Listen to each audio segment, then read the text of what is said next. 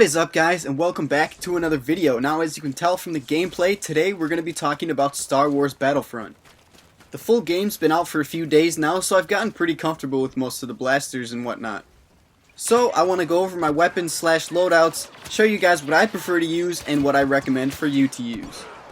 So, first on the list, as far as grenades go, I always carry a grenade, and I prefer the impact grenade because it blows up as soon as it contacts anything, whether it's a person or a wall, whatever. I just like that instant gratification of hitting something and having it blow up. It's also really good for close quarters. If you come around a corner, there's someone who surprises you, you can just throw a grenade and it'll take them out real easy.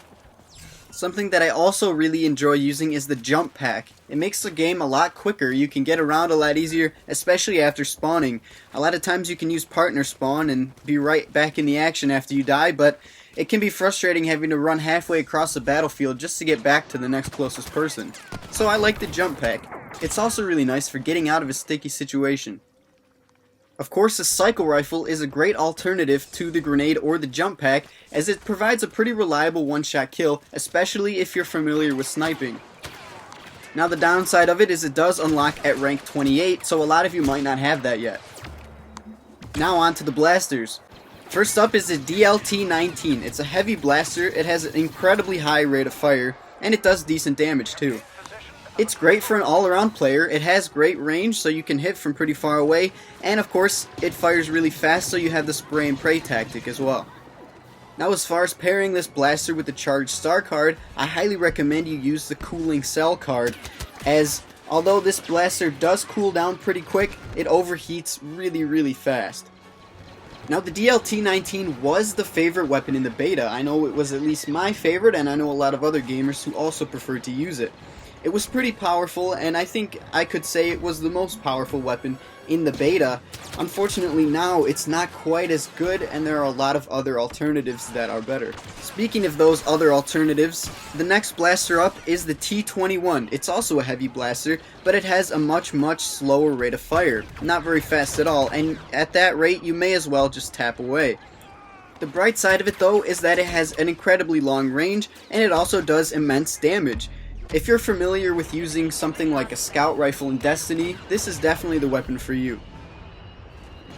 As far as star cards go, I highly recommend you use the focus fire card, because it allows you to literally point and shoot, and your shot will basically go exactly where you were pointing, even at great range.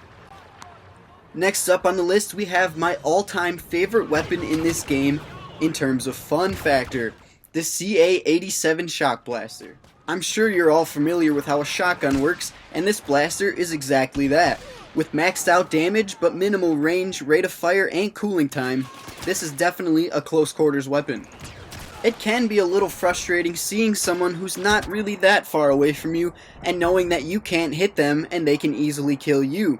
But this weapon makes up for that by having the intense fun of popping up around a corner and just blasting away.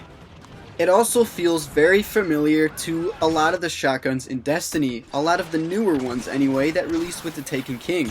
And don't worry, it's not overpowered like the Fellwinter. To partner this with a star card, I recommend you use Scan Pulse. It sends out a pulse around you that reveals enemy soldiers, even through walls and behind cover. If you played Halo 4 or 5, it's like Promethean Vision, and if you play Black Ops 3, it's like Vision Pulse.